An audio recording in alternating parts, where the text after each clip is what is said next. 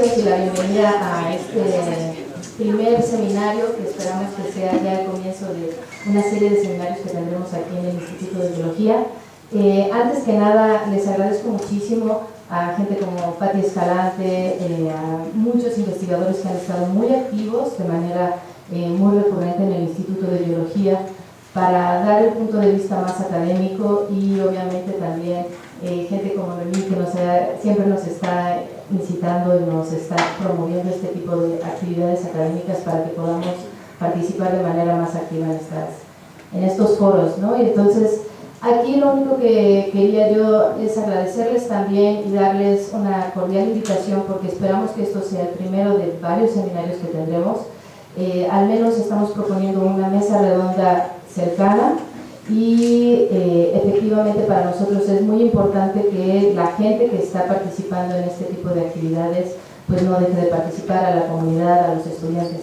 Y bueno, en particular quiero agradecer a Marusa, a Héctor, que también están aquí presentes hoy, que han sido muy activos y gracias por esta iniciativa que nos trae aquí a todos hoy. Entonces, bueno, para nosotros es un gusto abrir estas puertas para tener estas discusiones. Y bueno, voy a pasar a introducir a los dos ponentes que tenemos en este primer seminario. El doctor Juan Escobar Martínez es biólogo por la Facultad de Ciencias de la Universidad Nacional Autónoma de México, es maestro en Ciencias por el Centro de Investigación Científica y Educación Superior de Ensenada. A lo largo de más de 30 años de su vida profesional ha sido dedicada a la protección ambiental y al manejo de los recursos naturales en México. Se ha desempeñado como académico e investigador, así como ha sido activo en el servicio público y en consultoría ambiental. Tiene diplomados en consultoría de la protección del ambiente y en el Instituto Nacional de Ecología, ahora INEC, en auditoría ambiental y programa de la industria limpia de la Profepa. También es partícipe en diferentes auditorías de sistemas de calidad ambiental, ISO 14000, por la casa registradora de Perry Johnson. En políticas públicas y en gestión ambiental también ha sido muy activo, en diferentes escuelas públicas y en estudios ambientales de la Universidad de California en Berkeley. Ha sido académico en instituciones por la Universidad Autónoma de Baja California, por el COLEP, el CICESEN, el CETIS. Como servidor público fue asesor del Instituto Nacional de Ecología en Semarnat y al frente de los programas de calidad del aire en Noreste de México. También fue secretario de Protección Ambiental en el estado de Baja California y ha trabajado como consultor, ha coordinado estudios e investigaciones en temas de conservación, aprovechamiento de recursos naturales de la zona litoral, inventarios de emisiones a la atmósfera y estimaciones de gases de efecto invernadero para autoridades estatales y municipales del norte de México. Ha coordinado y ha desarrollado evaluaciones de impacto y riesgo ambiental en proyectos hidroeléctricos, de agua y de saneamiento, de energías de hidrocarburos, de minería y metalúrgica. Y bueno, ahora paso con nuestro segundo ponente de la mesa, el doctor Eduardo Morales Villamil. Estudió también en la Facultad de Ciencias de la UNAM, donde obtuvo el grado de licenciado en Biología en 1986 y posgraduado en la UACPIP de la Universidad Nacional Autónoma de México para obtener un grado de doctor en 1996. En ambos casos, el área terminal fue Ecología. Colaboró en la Universidad de Oregon como investigador postdoctoral, en el laboratorio de la doctora Elia Martins, como una investigadora en el área de Ecología durante 18 meses. Entre 2008 y 2009 obtuvo la especialidad en Política y Gestión Ambiental y Medioambiental, impartida por la Facultad Latinoamericana de Ciencias Sociales y en el campus de México. En dicho programa se orientó a la producción energética sustentable, manejo de riesgos y políticas públicas de producción energética para la mitigación del calentamiento global y la emisión de gases de efecto invernadero. Las principales actividades desarrolladas están relacionadas con educación a nivel licenciatura y posgrado, divulgación de la ciencia para el público en general, evaluación de proyectos y actividades relacionadas con políticas públicas en el sector medioambiental. Entonces, bueno, estos son nuestros dos primeros ponentes y reiterarles que nuestra siguiente mesa de discusión, esperamos que no tenemos una fecha todavía definida, pero sería posiblemente el 1 de junio. Entonces, demos la bienvenida a nuestro primer par de ponentes. Gracias.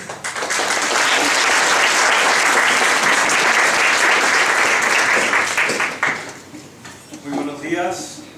¿No se oye? Sí, se oye. Nos da mucho gusto estar aquí. Yo solamente agregaría de la presentación, nos acompañan 4 miembros del colegio. Bueno, decir que venimos por parte del Colegio de Biólogos de México. Para nosotros es muy importante también destacarlo porque parte de nuestra presentación tiene que ver con el trabajo que hace el Colegio de Biólogos en el país. Está con nosotros también el doctor Carlos García, él es miembro del colegio y de la Comisión de Relaciones Institucionales. Está por allá, ya lo perdí de vista, pero están otros 2 biólogos, el biólogo Iván Salas y el biólogo Gerardo Pérez. Ahí está el bebé. Empiezo de nuevo. y Nelly Peña. Bueno, hablar de biodiversidad desde este ámbito es quizá para muchos de ustedes una novedad. Ojalá que no sea tanto, porque en verdad es un tema complejo abordar la biodiversidad desde el ámbito de las leyes. La legislación para la biodiversidad es algo que hemos venido viviendo los últimos 30 años probablemente, pero por primera vez desde octubre del año pasado a estos días se ha convertido en un tema importante, porque por primera vez la Comisión de Medio Ambiente y Recursos Naturales del Senado de la República tuvo bien mandar una iniciativa de ley para que se legisle en esta materia. Hay instrumentos legales que ya regulan estos temas de recursos naturales y así los abordan como recursos naturales. Incluso nuestros programas de estudios están más vinculados con este término que nos resulta más familiar, recursos naturales renovables. Pero la biodiversidad es algo, como lo vamos a ver ahora, que pretende abordar no solamente el todo dentro de los conceptos de vida, sino el discurso internacional en compromisos para el cuidado de la vida. Y lo que voy a hacer es una revisión de los sucesos importantes. Voy a tratar de no meterme mucho en temas legales, en temas de artículos y en cuestiones que probablemente sean un poco tediosas si es que es la primera vez que nos aproximamos como estudiantes o como expertos o como curiosos, pero sobre todo como interesados y como personas responsables que necesitamos involucrarnos en el tema de la biodiversidad también desde esta visión de las relaciones. Y estos antecedentes me remontan al 26 de octubre. Bueno, antes, antecedentes en general. La Comisión de Medio Ambiente y Recursos Naturales es una comisión normal. Hay comisiones especiales dentro del Congreso, dentro de la Cámara de Senadores, que tiene por objeto revisar las necesidades de legislación en este ámbito de recursos naturales. Y en octubre del 2016 presenta una iniciativa por medio de la cual se propone el decreto de expedir la Ley General de Biodiversidad con el objeto de modificar o sustituir en este caso la Ley General de la Vida Silvestre y modificar algunos contenidos de la Ley General del Equilibrio Ecológico y la Protección del Ambiente. El interés de esta iniciativa era instrumentar compromisos nacionales de nuestro país a nivel internacional dentro del convenio de diversidad biológica, que más adelante vamos a explicar un poco más a qué se refiere, pero simplemente la palabra nos dice que son compromisos internacionales sobre la responsabilidad que tienen todos los países por proteger, regular y aprovechar esa biodiversidad de acuerdo con reglas que nos lleven al tan macheteado discurso de la sustentabilidad. Algunas de las novedades en este convenio de la biodiversidad o de la diversidad biológica es que la aborda no solamente en lo que para nosotros es muy habitual, especies, ecosistemas, ambientes, hábitats, sino a nivel de genes, que también nos es muy familiar, pero que no necesariamente lo habíamos vinculado en la connotación de riqueza biológica, cuando de hecho pues es la base de esta diversidad. Pero abordarlo desde el punto de vista de los recursos genéticos obliga a reflexionar en varios sentidos, y uno, quizá el más importante, es que así como hemos progresado en el conocimiento de los recursos naturales, también hemos progresado y mucho en su manipulación a nivel de genes. Pero han sido plataformas o han sido, digamos, procesos de conocimiento que han caminado cerca, pero no entremezclados. Entonces, esta Convención de Diversidad Biológica incorpora la variable de biodiversidad en términos de recursos genéticos. Sin embargo, tenemos un problema. Esta iniciativa pasó de noche. En aquella fecha, octubre del año pasado, todos nosotros, piensen ustedes que estaban haciendo su trabajo como profesionistas, mientras el Senado estaba proponiendo una ley en donde no había participado ningún experto, ningún biólogo, ningún ecólogo, nadie. La comisión está integrada por, creo yo, no me crean mucho, ustedes lo pueden revisar, 12 miembros, de los cuales 7 u 8 pertenecen a un solo bloque de partidos encabezados por un partido que se dice llamar verde y que se dice llamar ecologista, pero existe, y ahí está tomando decisiones de esta naturaleza. Afortunadamente no pasó, es decir, fue en algún momento, lo voy a describir durante mi presentación, en algún momento de este proceso que debe de acreditar una serie de pasos, se quedó atorado y no pasó esta iniciativa. La intención de la comisión era pasarla, como les digo, de noche y con la aprobación de la mayoría, porque ellos mismos en la Comisión de Medio Ambiente son mayoría, no se iban a pelear unos con otros, y los que pudieran objetarlo pues no representaban un número suficiente para imponer una diferencia. Bien, nos encontramos en un impasse, nos encontramos en un paréntesis en donde la iniciativa ya pasó por una serie de intenciones de acreditarse.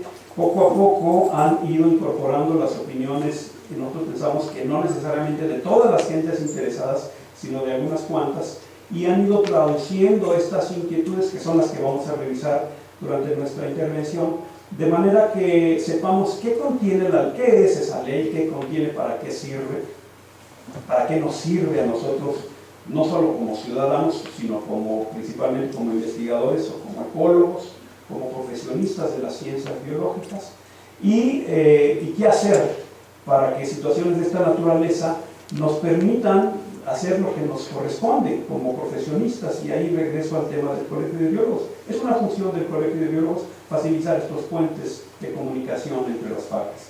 En la siguiente imagen vemos una lista. Esta presentación seguramente va a llegar a sus manos, y también estoy seguro que muchos de ustedes conocen estas ligas donde pueden encontrar la suma de objeciones desde distintos ámbitos. Por ejemplo, esta objeción que pongo hasta arriba, pues es una objeción, más bien es una agrupación que siempre a casi cualquier tema nos regala muchas observaciones, muchas de ellas muy importantes, pero aquí la tenemos también objetando aspectos de carácter general en términos de derechos humanos, en términos de acceso a la información y transparencia, que están conceptualizados ahí en forma muy puntual. Luego, una agrupación de abogados ambientalistas que aterriza aspectos que tienen que ver con la estructura, lo que ellos llaman el discurso estructurado de las leyes.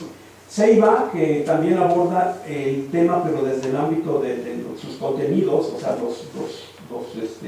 los elementos de sustento de esta ley, también hace objeciones. Vamos a detenernos un poco en el papel que ha desempeñado esta agrupación.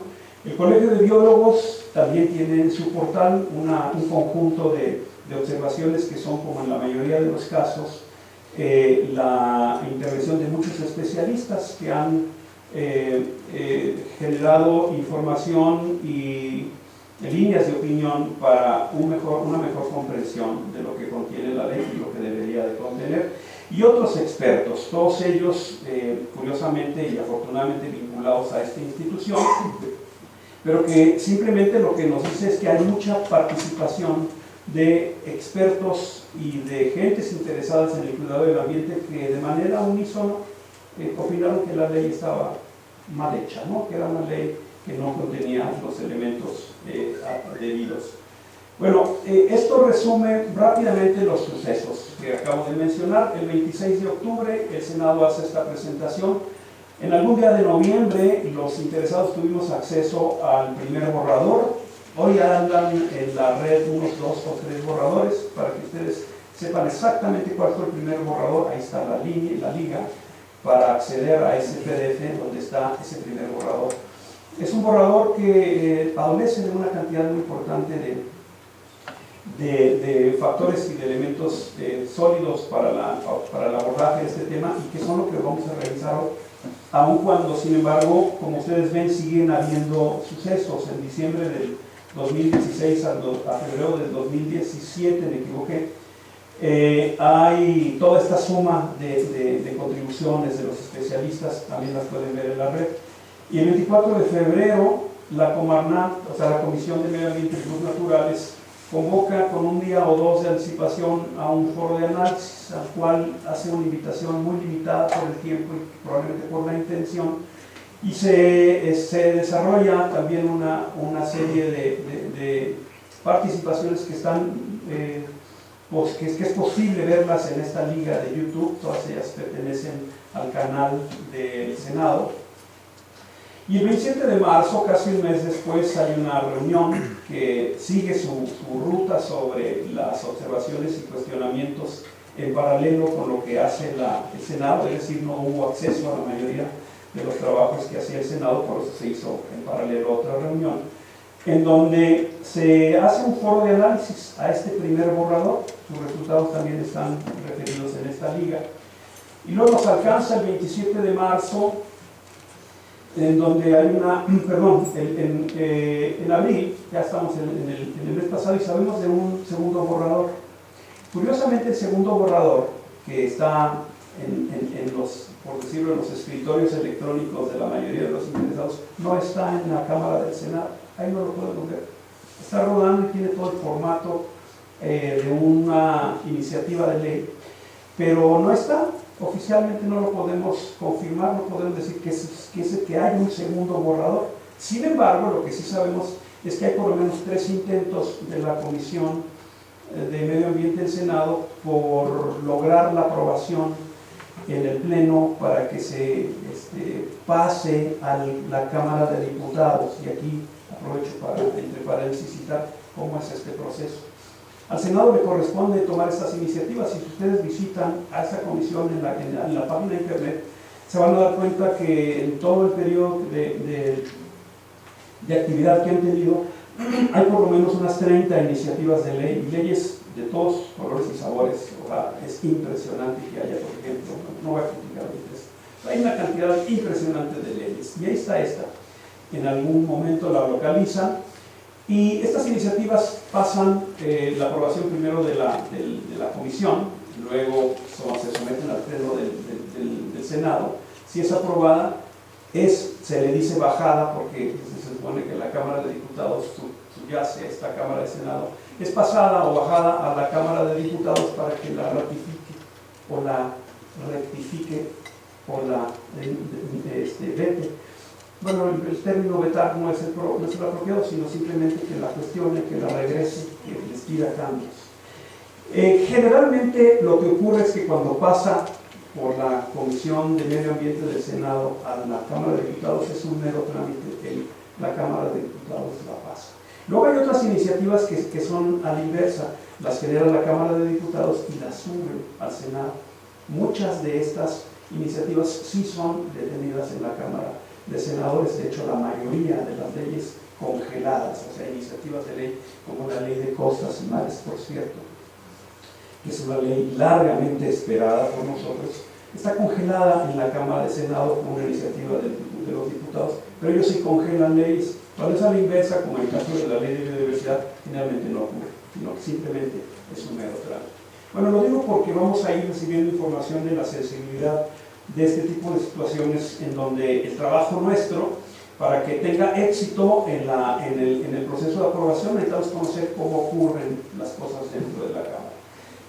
Bueno, decía yo que mientras no se tenga conocimiento de esta ley, pues no podemos decir que ese es el último borrador. Sin embargo, tiene una construcción harto diferente. Este es un ejemplo de las objeciones que se presentaron, y como esta hay varias, es muy importante porque yo creo que esta fue la llamada de atención más fuerte de los especialistas que de manera paralela al foro que abrió la comisión expresaron sus puntos de vista. Aborda, como ustedes pueden leer, un tema de los muchos que tienen que ver con esta ley, el de la desprotección de pericos y guacamayas. Pero ¿Qué pasó aquí? Pero antes de empezar a ver de qué manera se construye esta ley, ¿cómo identifica o cómo define el concepto de biodiversidad? En la Ley General del Equilibrio Ecológico y la Protección del Ambiente, la biodiversidad se parece mucho a las definiciones que nosotros como ecólogos o biólogos especialistas en determinadas materias nos es familiar. Pero en rojo, abajo, en la Ley General de Biodiversidad, hay contenidos que también son importantes en la definición de la biodiversidad, pero que abren el panorama hacia nuevas formas de abordar y de entender el tema de la biodiversidad, ya que abarca distintos aspectos y niveles de organización, desde la diversidad genética, variación de poblaciones y su interacción a nivel de comunidades. Lo que decía hace un momento, genes, especies y ecosistemas se disgregan, se explican. Nosotros cuando llevamos nuestras clases sabíamos de los grados los niveles de organización y grados de complejidad, y esto no es otra cosa más que observar en qué momentos de esta biodiversidad es importante identificar la forma en la que ejercemos su cuidado, su manejo y su protección. Pero una vez que incorporamos esta última componente, la de comunidades y ecosistemas, que nos relaciona con un ambiente abiótico, entonces comprendemos que hay aspectos notables de carácter cultural que también modifican el entorno y se convierten en elementos que son fundamentales para establecer esa heterogeneidad de la que nos hablan nuestros expertos en ecología. De manera que los elementos culturales son fundamentales. El reglamento de ordenamiento ecológico, el reglamento de auditoría, el reglamento de evaluación de impacto ambiental, el reglamento de áreas naturales protegidas. Entonces, básicamente con este esquema lo que tenemos es que la Ley General de la Biodiversidad ocuparía este espacio, propone absorber estas áreas, y al absorber estas áreas propone cercenar de la Ley General los contenidos que ligan la relación de la Ley General del Equilibrio Ecológico y la Protección del Ambiente con las áreas naturales protegidas. Cuando digo cercenar, me refiero a que, no obstante que existen todas estas leyes, ninguna de ellas retira o elimina atribuciones de orden general de esta ley para existir, pero en la propuesta sí incorpora esta intención de eliminar las atribuciones de áreas naturales protegidas que ligarían actualmente la atribución en el reglamento de áreas naturales protegidas. Vamos a ver más adelante. Y abajo ustedes van a preguntar, ¿y eso qué es? Bueno, son más leyes. Todas estas, nada más que no me animé a ligarlas, porque creo que no tienen formalmente un trabajo legislativo que nos permita decir que están vinculadas. Cuando hablamos de vinculación, desde el punto de vista jurídico, hablamos de dos elementos importantes. Uno, que estén relacionadas transversalmente. O sea, cuando son leyes, todas las leyes tienen un mismo nivel de jurídico, jerárquico. De manera que si tenemos todas estas leyes, ustedes dirán, oye, pero ¿cómo que están debajo de la ley general? Bueno, pues es un arreglo que funciona en nuestro discurso ambiental, pero el abogado diría, bueno, pues todas las leyes son del mismo nivel, ¿no? Entonces, cuando hay hilos conductores a través de estas leyes en temáticas como, por ejemplo, aire, agua, lo que sea, y se vinculan, por decir un ejemplo, en la Ley General del Equilibrio Ecológico hay una vinculación que establece que en temas de agua, referido a esto, hay que aplicar evaluaciones de impacto ambiental a proyectos hidroeléctricos, y entonces nos vamos a este reglamento. O en temas de residuos, todo lo que sea manejo de residuos especiales, aquellos que los municipios tienen que atender de manera diferenciada a los residuos domésticos, tendrán que hacerlo de acuerdo con un reglamento, pero también tendrán que observar atribuciones que tienen que ver con el registro de emisiones y transferencia de contaminantes, es decir, todo aquello que el residuo cuando se va transformando emite contaminantes a la atmósfera. Entonces hay un esfuerzo transversal por ligarlo. Pero resulta que acá tenemos una cantidad de leyes en las cuales hay muy poco trabajo transversal. El otro elemento que habla de esta congruencia es justamente la armonía legislativa. Por armonía entendemos que una ley diga algo ahorita pongo dos ejemplos, y otra ley diga exactamente lo contrario. Entonces, ahí no se entiende, no hay armonía. Entonces, el trabajo legislativo puede irse por dos pasos. Uno, aprovechar esa contradicción en favor de un presunto infractor, o simplemente no poder defender una protección del ambiente puesto que tenemos este tipo de complicaciones. Eso a los abogados les gusta mucho porque genera trabajo, ¿no? Nos vamos a jurisprudencia y a la larga es dinero, mucho tiempo, muchos meses, ¿sí? Se produce una corrección que la termina resolviendo la esfera más alta con un alto costo. Eso es lo que debemos evitar. Nuestras leyes tienen mucho de ello porque son muy técnicas. Y quiere decir que cuando el trabajo lo hace un abogado, generalmente no entiende lo que significan estos conceptos técnicos y se cometen estas contradicciones. Citaré los dos ejemplos que mencionaba, aunque creo que aquí hay una persona más apropiada para hacerlo, que está por aquí enfrente de mí. Es el tema de recursos forestales, cuando lo vemos desde el ámbito de la ley, desde esta Ley General de Desarrollo Forestal Sustentable y la Ley General de la Vida Silvestre. Y tiene que ver que mientras el desarrollo forestal sustentable establece definiciones para los recursos forestales, en donde debieran limitarse a los recursos forestales, y para nosotros es así intuitivamente, pues es vegetación, ¿no? Y cuando revisamos esos alcances de la Ley de Desarrollo Forestal Sustentable, vemos que eventualmente podrían estarse refiriendo a fauna, porque simplemente en algunas de sus definiciones alega que todo aquello que esté vinculado con los recursos no maderables, y resulta que la vida de la fauna está asociada, está dentro de esos recursos forestales no maderables vinculados a los maderables. Y la Ley General de la Vida Silvestre asume para sí una atribución en materia de la vida silvestre, entonces aquí tenemos contradicciones. Esos son dos de los varios elementos que obligan a que la legislación tenga armonía y sea transversal.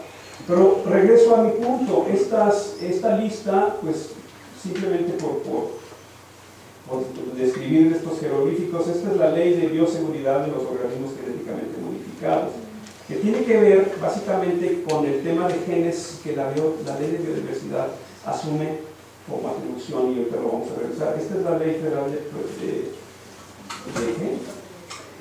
pesca y acuacultura, falta una S, de pesca y acuacultura sustentable, la Ley Federal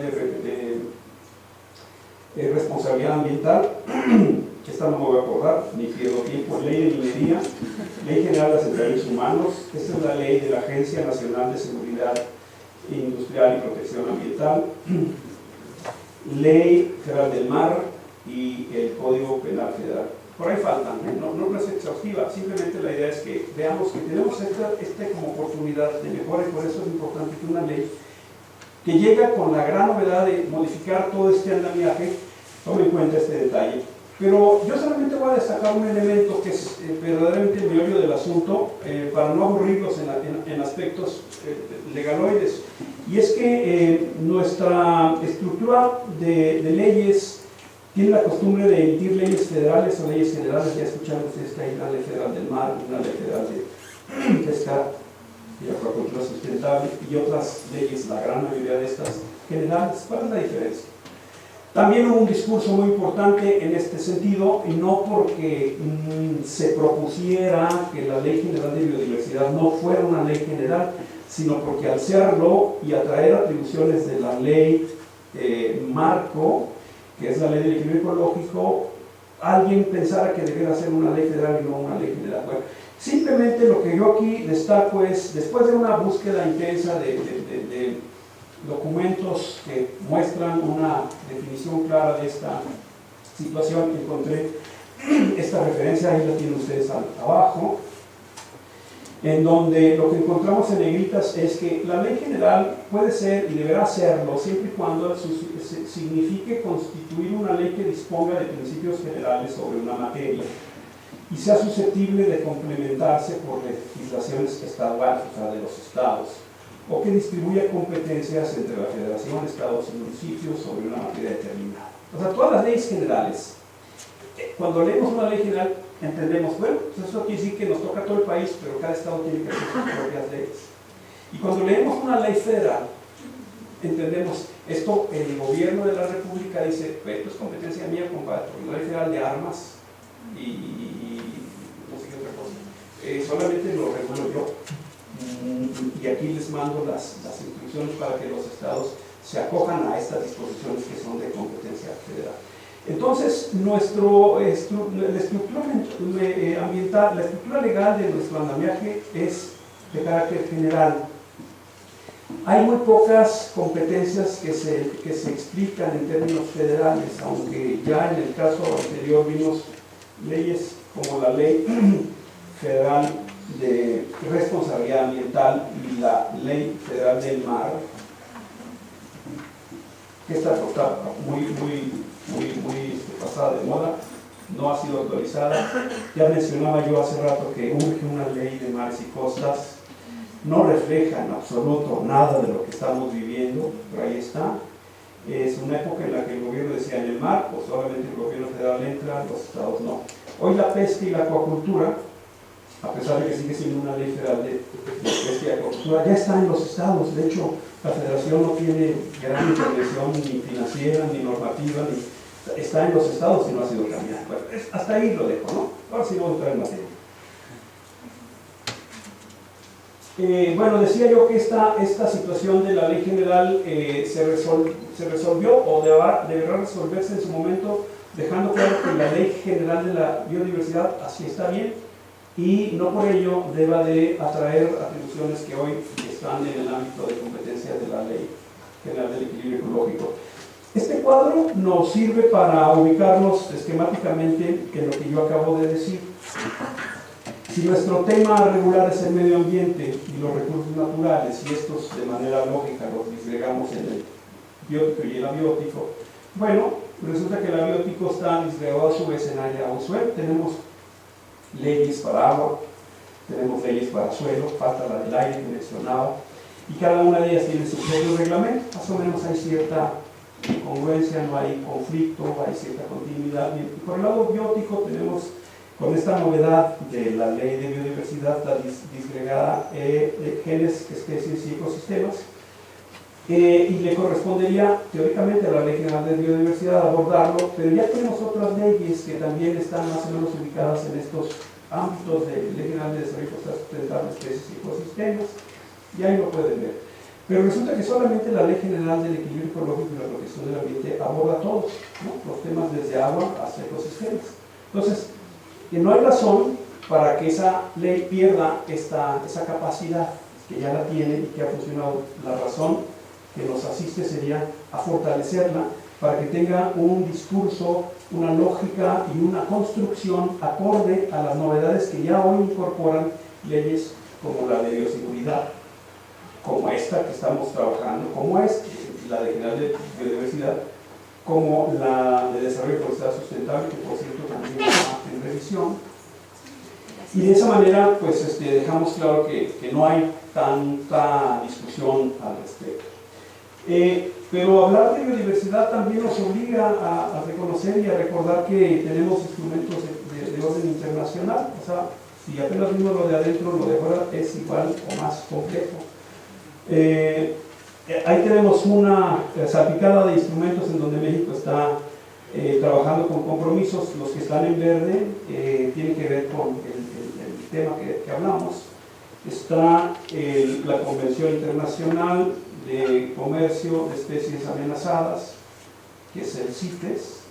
Está la Convención Internacional para la Protección y Conservación de la Tortuga Marina, que es un tema relevante, puesto que ahora que veamos la biodiversidad entenderemos cómo la asume.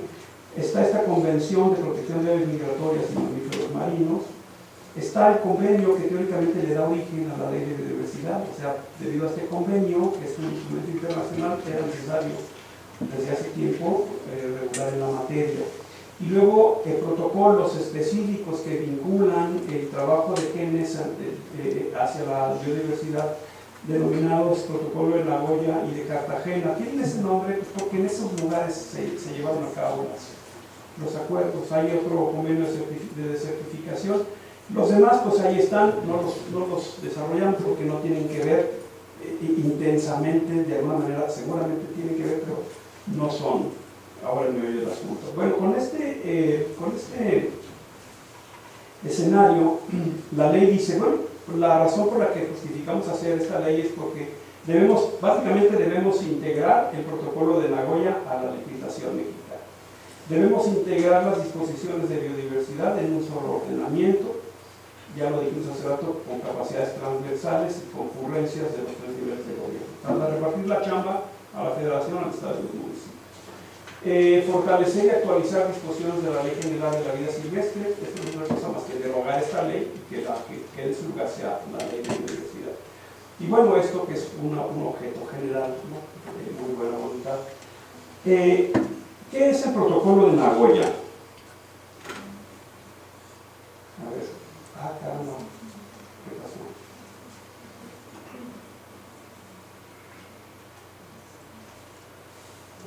¿Qué es el protocolo de Nagoya? Bueno, pretende incorporar, el protocolo es un compromiso mexicano asumido por allá de 2012, ya tiene más de 15 años, que reconoce que en términos de genes, en términos de recursos genéticos, todas aquellas actividades comerciales entre países deberán de considerar los derechos de los pobladores que están haciendo uso o que son propietarios de los recursos genéticos, en términos de vegetación, de flora, fauna, pero que al final de cuentas representan un potencial de aprovechamiento tecnológico.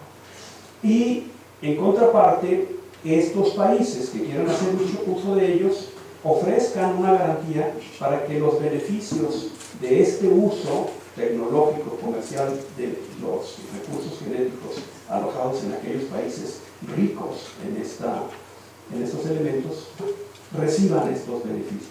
Básicamente es un marco en el cual se establecen los compromisos y los acuerdos entre países para que la biodiversidad en términos de genes, cuando ésta esté produciendo beneficios económicos desde los países que tengan esa capacidad tecnológica para hacerlo, reconozcan y ejecuten la retribución en su justa medida de los beneficios hacia la población que posee estos recursos en el país en donde estén estos recursos.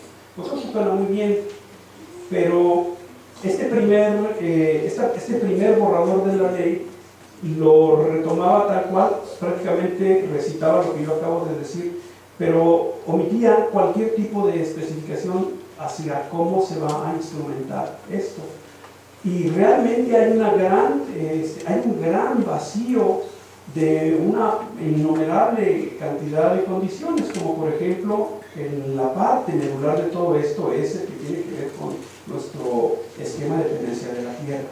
¿Quiénes son los propietarios de la tierra? El gobierno, no tenemos tierras públicas. Los privados es terreno privado, es terreno federal, es terreno, en fin. Esta distribución de la tenencia es un primer elemento para luego decir a quién le toca recibir estos beneficios. Hace rato, antes de la plática, comentaba con uno de mis compañeros que nuestro país tiene 95% población que ya no es rural, población que está en grandes ciudades. Ahí no hay recursos genéticos, están afuera. Entonces, muy poca población está en terrenos donde está la riqueza genética, la biodiversidad. Entonces, habría que enfocarnos hacia esos territorios y, bueno, por ejemplo, establecer un nivel adecuado de protección. Cuando se define esto en el protocolo, lo que se pretende con la ley es establecer correctamente cuál es ese nivel adecuado de protección, tanto hacia los usuarios y los propietarios de los recursos genéticos, como a los propios recursos genéticos vistos como especies o como ecosistemas. Otro aspecto que tiene que ser regulado aquí es qué recursos genéticos son regulados y cuál es su régimen de propiedad, lo acabo de definir. Es importante la definición del territorio indígena y esto nos saca absolutamente de nuestro ámbito de especialidad como biólogos. Es un ámbito en el que tienen que intervenir otros especialistas y donde seguramente no hay nada concluido, ¿verdad? Tenemos complicaciones para la delimitación de estos territorios indígenas.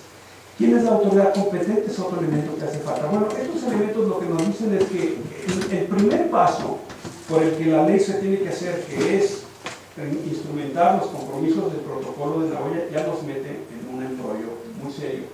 El último que yo cito, que no está destacado en los contenidos de esta ley, es el que nosotros consideramos que liga entre este protocolo, la ley de biodiversidad y la ley de bioseguridad de los organismos genéticamente modificados. Cuando ustedes lean cualquiera de los borradores, se van a dar cuenta que en el segundo borrador todo el tiempo se habla de organismos introducidos, o extracción de organismos o repartición de recursos. Jamás hablan, como debería ser, de que están hablando de organismos genéticamente modificados. No se pronuncia, esa palabra es impronunciable, ese concepto se ha vuelto impronunciable. Y entonces es importante que tengamos claro que si somos un país megadiverso, si la tecnología va caminando hacia el aprovechamiento de todos estos recursos, si hoy tenemos o presumimos tener ya un usuario, un propietario legal de estos territorios y una legislación que proteja los derechos de la ciudadanía, particularmente de quienes hacen uso de los recursos naturales, pues entonces este compromiso de aplicar el protocolo de Nagoya en términos de las partes se vuelve fundamental. Lo que extraen los abogados de este concepto es complementario y dicen, bueno, muy bien, es que el protocolo dice que antes de establecer cualquier tipo de actividad comercial debe de haber un acuerdo entre las partes que establezca que cumpla un protocolo de consentimiento. El consentimiento dice que las dos partes involucradas, el usuario del recurso, el que tiene la tecnología, el que va y se presenta y dice, aquí hay muchas especies, las voy a aprovechar y me las voy a llevar a mi laboratorio. Pero aquí vive gente, este terreno es propiedad de alguien, ¿no? Entonces me tengo que poner de acuerdo con el propietario, y no le ponen esa palabra, no se usa en la ley la palabra propietario, se usa el poseedor de los recursos, lo cual quiere decir, y eso es importante que lo veamos con mayúsculas y con quién es el poseedor, ¿verdad? Y me recuerdan a mí los temas de minería, en donde pues, los propietarios no han sido respetados, porque el que posee los derechos es alguien que tiene un título de posesión, ¿no? Un derecho de posesión, ¿verdad? Sin ser propietario. Pero bueno, ahí lo que nos está diciendo es que este vacío, los abogados dicen, bueno, vamos a definir este acuerdo, este documento de consentimiento de las partes, en donde los poseedores tienen que decir qué quieren de esta repartición de beneficios, y los usuarios, que son los que van a usar, a sacar estos recursos, que ofrecen. Y cuando se pongan de acuerdo, entonces damos banderazo. Pero resulta aquí que no es tan sencillo, o sea, es una situación complicada, porque esos beneficios solamente se logran una vez que se desarrolla la tecnología y que se tiene una definición del uso. Y eso, por los usuarios, generalmente lo que nos dicen, independientemente de que seamos o no sus compradores, a cuentagotas, ¿no? En fin. Hoy por hoy sigue siendo algo que está pendiente. ¿Qué es lo que hizo esta ley? Muy fácil, dijo, eso que se vaya al reglamento. No hay nada todavía escrito, sino todos los compromisos está proponiendo que se vayan hacia reglamentos. Bueno, me detuve más en esto porque lo voy a sintetizar rápido, puesto que el resto de las objeciones que habíamos identificado originalmente han sido abordadas en este segundo borrador, que les repito, no sabemos que sea un borrador oficial. Y es el hecho de que para instrumentarlo a nivel de genes tenemos estos compromisos a nivel de lo que ya acabamos de mencionar, el protocolo de Cartagena, el de Nagoya. A nivel nacional, la ley de bioseguridad. A nivel de especies tenemos varias disposiciones internacionales. A nivel en términos de regulaciones nacionales también tenemos distintas regulaciones. A nivel de ecosistemas, a nivel internacional, otras, no las vamos a revisar, si las quieren ver en la discusión, las revisamos. Simplemente lo que estamos diciendo aquí es que el trabajo es arduo, es intenso, la ley es complicada, tiene 200 y tantas páginas. Yo creo que va a ser la ley, si se aprueba, más voluminosa de nuestra estructura legal. Y sin embargo, en este segundo borrador sí encontramos, y lo debo de decir, muchas observaciones de los críticos que han sido asumidas, que han sido incorporadas. Están como en calidad de que miren, aquí está, a ver qué opinan, pero no digo que yo lo hice. O sea, no hay una mano que diga esto aquí está, se lo pongo otra revisión. No hay una mano que diga, les repito, está la estructura, está el logo, está todo, pero no aparece. Entonces, mientras no tengamos esa certeza, estas observaciones siguen siendo vigentes. O sea, no está alineada con convenios internacionales, no hay congruencia con acuerdos y convenios enfocados a proteger y rescatar especies de flora y fauna. El doctor nos va a hacer el favor de explicarnos esto, que es quizá un poco más de nuestro ámbito cotidiano de la protección de especies de flora y fauna. Y está ausente la vinculación con otras leyes, lo que mencionaba hace rato de la transversalidad. No hay lineamientos de conservación y uso sustentable para especies y ecosistemas regulados por estas leyes, la Ley Federal de Pesca y Acuacultura y la Federal de Desarrollo Forestal Sustentable, que por cierto estas dos leyes tienen una construcción muy típica, ¿no?, de leyes utilitarias, está hecha para aprovechar el discurso.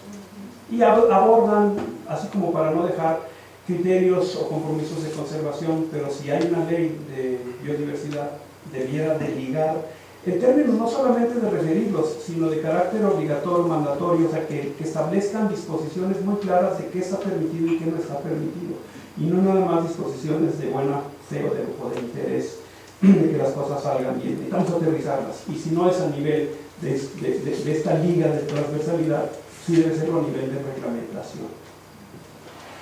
Omite sujetar aprovechamiento sustentable de la biodiversidad a instrumentos de política ambiental. Bueno, en el borrador primero y en el segundo esto sigue siendo cierto. O sea, sigue estando ausente el interés de esta ley, como no lo está en las otras, o sea, las otras sí lo consideran, que todo acto de autoridad derivado de la Ley General de la Biodiversidad, con todo y que sean nuestros recursos naturales, debe de sujetarse a instrumentos de política ambiental como el ordenamiento ecológico, como la evaluación del impacto ambiental, como los procedimientos de auditoría. ¿Para qué sirven estos instrumentos? Para que unos, de manera preventiva, se ejecuten antes para ver si el proyecto es viable, y otros, de manera correctiva, para ver si lo que se previno y se hizo es correcto, ¿verdad? En el de auditoría, esa es mi intención. No están ligados ni en el primero ni en el segundo borrador. Y eso realmente es muy, ¿cómo lo puedo decir? Es muy importante, no es casual, y tiene por objeto, desde nuestro punto de vista como colegio, de que poco a poco el acceso a los recursos naturales se vaya despejando de tanta regulación y tantas restricciones, porque incluso hay una parte del discurso en el segundo borrador que a mí me llama la atención, porque dice, fíjense ustedes por ahí, ustedes saben que cuando alguien entre líneas explica algo, en realidad lo que está diciendo es lo contrario. Y dice, palabras más, palabras menos, con el ánimo de que la legislación ambiental no sea un estorbo para el desarrollo de las actividades productivas, vamos a provocar esto y el otro. Entonces, ahí hay una expresión tácita de quien elaboró este documento que se asume que las regulaciones ambientales son estorbos. Y por lo tanto, se fomentan una serie de actividades. Específicamente, este párrafo precede a la disposición que razona los conceptos de vedas y prohibiciones. ¿Sí?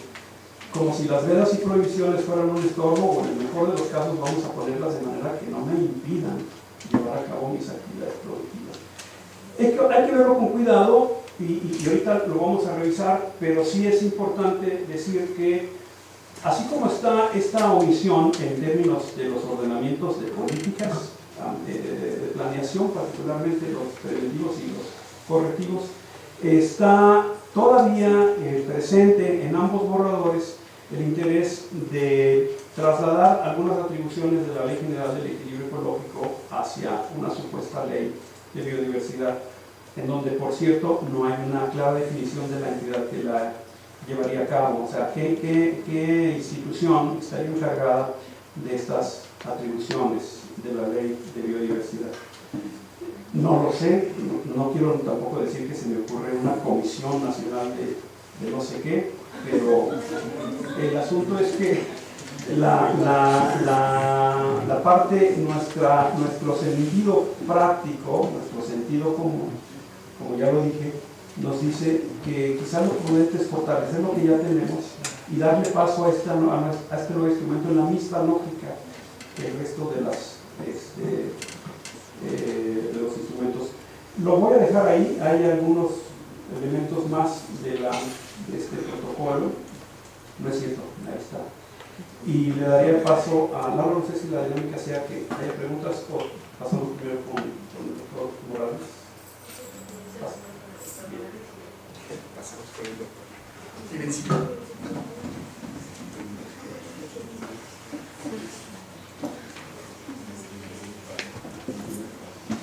Bueno, buenas tardes.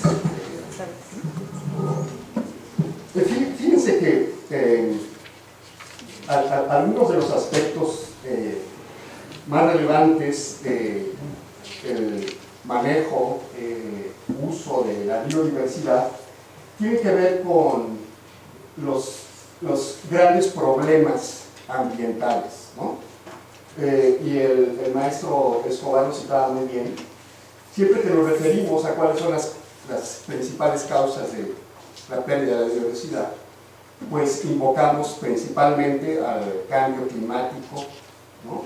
A las tasas de deforestación, a la presencia de especies invasoras, a la contaminación, y hacemos una serie de argumentos. Perdón, no fui tan formal como el maestro Escobar de hacer unas transparencias, pero tengo aquí una serie de ideas para que platiquemos. Invocamos siempre que la pérdida de la diversidad biológica pues nos va a llevar a la extinción de la especie humana, y hablamos de la época, ¿cómo le llaman ahora? El antropoceno, ¿no?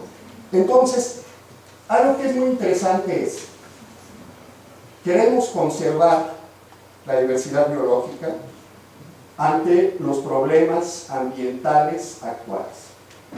Algunos investigadores que están aquí presentes pues han hecho estos estudios, estos análisis bajo diferentes escenarios de cambio climático. ¿Qué va a suceder con las especies? Cómo ver una redistribución o nueva distribución de las especies ante las modificaciones, principalmente los patrones de temperatura, de precipitación y sus variaciones. Y si nos damos cuenta, esa diapositiva que presentaba Jorge era muy interesante, porque está la ley y no está articulada con muchas otras cosas, hay muchas cosas satélites, ¿sí? Entonces, aspectos del manejo de las especies pues son muy importantes. Uno de los temas más discutidos de la Ley General de la Vida Silvestre es sobre la presencia, bueno, no la presencia, sobre la implementación o no de las vedas. Y ese es un aspecto muy importante. Y llegando aquí, vimos este folleto tan interesante de la recuperación de las poblaciones de citácidos por la aplicación de las vedas, ¿no? Entonces, yo creo que es muy importante cómo se debe enfocar la información científica a la luz de esta nueva Ley General de Biodiversidad. En la mayoría de los ambientes académicos, pues siempre invocamos la idea de los conocimientos para que nos permitan obtener el conocimiento de las poblaciones en diferentes ambientes, ¿vale? Muchas de estas poblaciones son manejadas. Desafortunadamente, la parte del conocimiento científico tiene un peso específico, perdón, no sé si este no está correcto, muy pequeño en este tipo de leyes. El objetivo final siempre es hablar de la sustentabilidad, como decía un amigo, whatever that means, pero para llegar al uso adecuado de los diferentes especies, siempre estamos en esta disyuntiva, ¿no? ¿Cómo podemos utilizar adecuadamente una especie? Y fíjense que desafortunadamente para los investigadores siempre se antepone los criterios económicos. ¿Cuál es el beneficio que va a dar? En esta ley se hace mucho hincapié en eso. cómo va a manejarse socialmente los recursos para que tengan un impacto económico en las regiones. A mí me parece muy bien, pero están anteponiendo la capacidad de generar el bien económico sobre la capacidad de generar el conocimiento, ¿no? Entonces, yo opino que esta ley tiene algunos muy adecuados, ¿cómo puede decirse? Tiene probablemente buenos sentimientos, buenos objetivos. Sin embargo, es como un Frankenstein, está como muy desarticulada, en mi opinión, en el sentido de que pondera lo que llamamos el uso económico de los recursos. Entonces, ese es el paradigma permanente. Ustedes, como investigadores, están realizando constantemente análisis de cuáles son las características principales de las poblaciones y cómo éstas se mantienen en los ambientes naturales. Sin embargo, muchas de estas causas, desafortunadamente, no están contenidas como prioritarias en el conocimiento y, por lo tanto, en la aplicación de esta ley. Nos vamos más hacia lo punitivo, por decirlo de alguna manera, ¿no? Entonces, el aprovechamiento de tal lugar es este, y así debe ser. Si sales de estas reglas, entonces tienes una penalización, ahí ya lo vimos en la ley de responsabilidad económica, ¿cómo se llama? El Código Federal, ¿ok? Entonces, ¿qué es lo que tenemos? Tenemos desafortunadamente una falta de equidad, ¿no? Nos conformamos con saber dónde están las especies, tanto vegetales como animales, invertebrados, bacterias, etc. Pero no estamos pensando en mucha de la dinámica, ¿no? ¿Qué se está poniendo mayor énfasis? En los famosos servicios ambientales o los famosos servicios ecosistémicos, ¿no? Ya vemos cuál es el beneficio para las poblaciones humanas dado que ¿no? ¿Cómo llegamos a alcanzar ese equilibrio para conocer o tener un servicio ambiental? Pues ahí está el entramado que no está contemplado finalmente, ¿no? Entonces, lo que es relevante es cómo vamos a cómo vamos a conservar las especies, cómo vamos a hacer compatibles los instrumentos legales de nuestro país con los convenios internacionales, porque ya como explicaban, está la Constitución, luego por acá están los acuerdos internacionales y después están las leyes, las normas, los reglamentos y todo eso.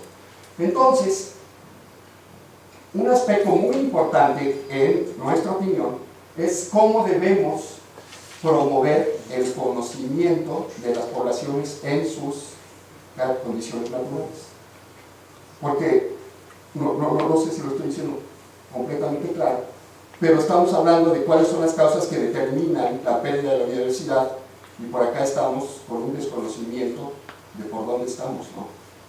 Se están perdiendo especies por la presencia de especies invasoras, se están perdiendo especies por la presencia de organismos genéticamente modificados. Entonces, esas características no están debidamente, no quisiera decir reguladas, pero debidamente balanceadas en este tipo de leyes. Otro aspecto importante es cómo podemos resarcir los ambientes naturales, ¿no? Entonces, queremos abarcar un montonal de cosas, pero nos está faltando una parte muy importante, que es lo que hacen ustedes cotidianamente, del conocimiento natural y los mecanismos, ¿no? ¿Cuánto aprovechamos de una especie? Pues, vamos a ver, podemos utilizar a los cocodrilos silvestres o solo los cocodrilarios. Estas palomas, cuántas podemos capturar, etc. Bueno, si no conocemos las tasas de natalidad y mortalidad y la densodependencia en esos lugares, pues no podemos saber cuántos podemos utilizar. Y eso nos va a decir qué tipo de permisos anuales, multianuales, ¿no? Entonces, en ese tipo de cosas tenemos una limitación importante y estamos queriendo escalar a otro nivel cuando tenemos elementos que son muy perfectibles todavía para ahondar hacia otro nivel, ¿vale? Entonces, ya.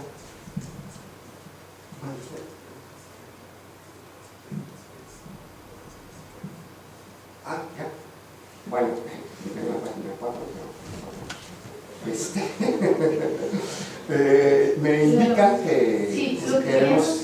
Justamente, como ha cambiado un poco la organización de esta parte de la mesa redonda, sino que queremos hacer una posterior discusión, queríamos ahorita aprovechar para tampoco extendernos demasiado. Sí, perfecto. Se retrasó un poco el inicio, pero si les parece bien comenzar con una serie de preguntas, y sé que hay varios puntos que podríamos desarrollar más en la siguiente sesión. ¿Les parece bien? Entonces, sí. por favor, si alguien, por favor les pido si pudiéramos comenzar con las preguntas. Les agradezco mucho por haber venido al Instituto de Biología a empezar con esta serie de discusiones. Sin embargo, me gustaría hacerles una pregunta un tanto directa, que es, no entiendo bien cuál es la motivación de fondo del Colegio de Biólogos al venir al Instituto de Biología a hacer esta presentación. Me refiero a qué es lo que ustedes están persiguiendo en toda esta discusión y cuál es su posición, porque hasta donde entiendo, pues esta ley está en este momento, en un momento en que no se va a discutir, no se va a discutir en el siguiente periodo porque viene el presupuesto y otras cosas. Entonces, nos invita a nosotros a hacer reflexiones muy buenas, pero me gustaría saber por qué el Colegio de Biólogos está...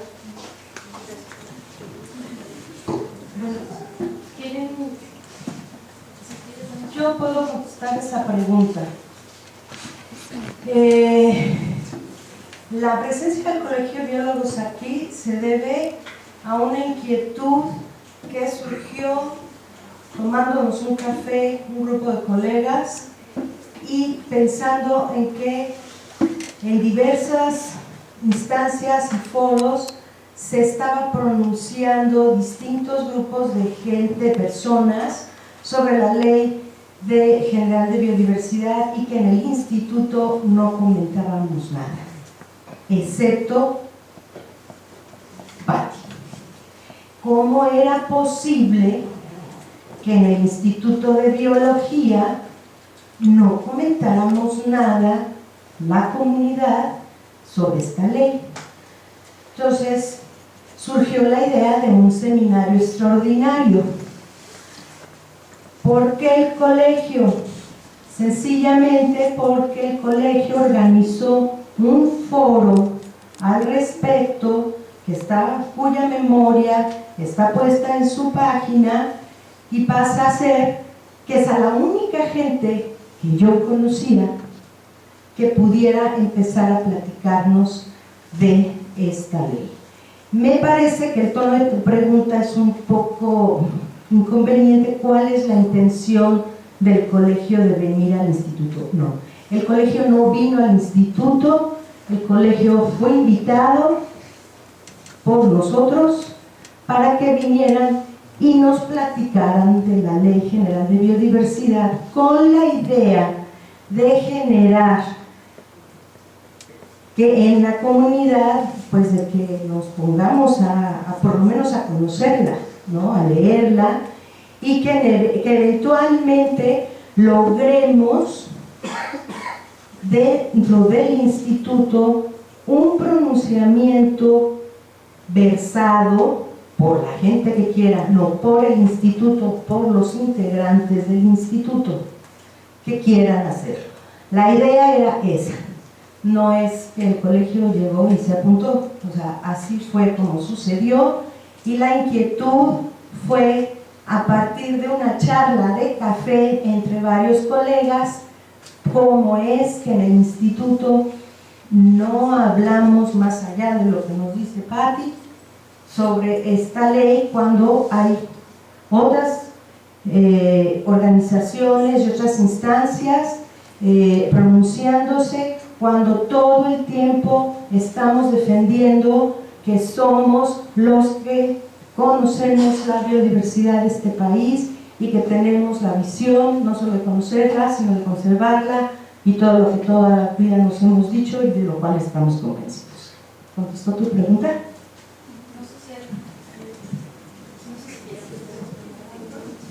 No, está muy claro, pero yo identificaría la parte complementaria, que es función del colegio, ¿no? Qué bueno que nos abren la puerta, que estamos yendo a muchos otros lugares, integrantes de este grupo de especialistas que han emitido una opinión que fue compilada por el colegio.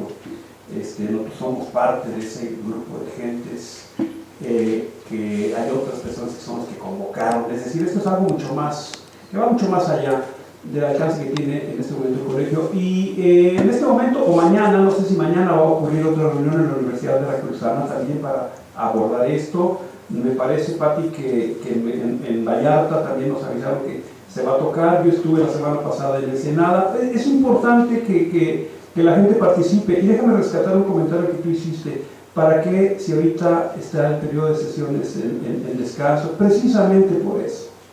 Precisamente por eso. Déjenme nada más decirle lo siguiente, aprovechando tu planteamiento.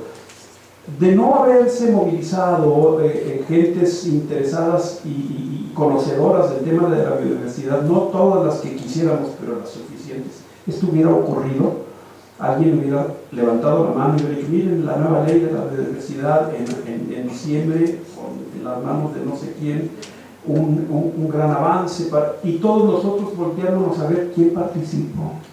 Nadie. Hoy tenemos un impasse, lo dije, un paréntesis, es el momento de hacer este tipo de trabajos. Lo que pretendimos en este momento, en esta intervención, es simplemente darles una revisión rápida, ¿no?, de lo que ha ocurrido. Ya se dieron cuenta que la parte fuerte, la medular, de la sustancia, no nos alcanzaría el tiempo, preferimos esta primera aproximación. Veíamos la posibilidad de talleres, de mesas redondas, y la opinión nuestra es que, primero, panorámica general, talleres de complementación, y luego, entonces sí, mesas, en donde ya estemos suficientemente afianzados, porque lo que no nos debe de ocurrir es que venga septiembre o antes, y que vuelva a pasar lo mismo. Yo lo mencioné, ellos tienen mayoría. O sea, ¿qué quiere decir mayoría? No necesitan la participación de nadie. Internamente se aplauden unos a otros, nos sacan una ley y el día de mañana nos vamos a estar quebrando los dedos. ¿Qué cosa es importante así para interés muy particular de todos nosotros? Ustedes saben qué es la bioprospección y qué es la biopiratería, ¿no? Bueno, pues resulta, se los voy a decir bonito, nosotros como biólogos durante muchos años trabajamos biopiratería, sin saberlo. ¿Por qué? Porque nuestro trabajo en el campo, que genera el conocimiento necesario para que pase a formar parte de las entidades que hacen un uso productivo, brinca procedimientos que quienes se benefician de ellos deberíamos de ser nosotros los que cuidamos esa biodiversidad, pero lo desconocemos. Lo desconocemos a un grado tal que de repente no sabemos si estamos infringiendo la ley. Bueno, ya está definido ese concepto en esta ley. Y lo otro, la bioprospección. La bioprospección, su nombre lo dice, son los muestreos, el reconocimiento en el campo, también está sujeto a nuevas reglas. ¿Por qué? Porque ya la comunidad, la sociedad, la gente que vive en el campo, que está vinculada con estos recursos naturales, quiere saber qué es lo que vamos a hacer. El 90% de la gente que hace bioprospección son nuestros colegas. Entonces es muy importante que sepamos cómo viene esta regulación y bueno, ni modo, hacer un poquito la parte de nuestro interés muy técnico y abrirnos el interés a revisar esto un poco por el sentido crítico. Ese es el trabajo del colegio y nos da mucho gusto que nos inviten. Sí, gracias. Yo agradezco la presencia de ustedes como un detonante del interés. De hecho, yo había esperado que esto no alcanzara para que los 150 académicos que trabajamos aquí estuviéramos enterándonos. porque esta ley tiene muchas implicaciones y da otros asuntos de los que yo hablo. Mi propuesta particular es que ya la organización de acciones un poquito más concretas es responsabilidad interna. Claro, abriendo la invitación a todas las instituciones académicas, los colegios, etc. Y solamente me gustaría poner como ejemplo 3 puntos que nos afectan directamente. Uno es cómo la participación no meditada en firmar el protocolo de Nagoya interfiere con la documentación de la Universidad Biológica Nacional. Actualmente es imposible tener un permiso de colecta científica por cómo quedó el palabreo en la ley que aplica, ahorita no me la sé, que dice que se necesita la autorización informada de cada propietario de cada terreno, cuando en este país vas a explorar la Sierra Madre, no tiene la más remota idea de quién es el propietario. Entonces hay ajustes ahí. Formalmente no se puede tener un permiso de colecta científica. En mi caso solo puedo colectar las que están en peligro o las que están en áreas protegidas, pero las de Camellón me está vedado, porque todavía no puedo determinar quién me tiene que dar el permiso, quién es el propietario del Camellón. Ese es un punto. Déjenme comentarlos. El otro tiene que ver con la desprotección de las áreas naturales protegidas. Toda esta visión actual de los recursos naturales, pues a lo mejor es la manera de venderse a la sociedad, pero la biodiversidad debe tener un valor intrínseco. Y las únicas unidades que en este país tienen alguna incidencia real en mantener los procesos que dan origen a la biodiversidad, los ciclos ecosistémicos y las áreas, son las áreas naturales donde la gente no se puede meter a hacer tanta desorden. Entonces no podemos permitir que se le quite el estatus de protección con todas sus áreas de amortiguamiento y luego las áreas núcleo para un consejo ahí que va a tener criterios como los que se aplicaron en el Nevado de Toluca. Segundo punto.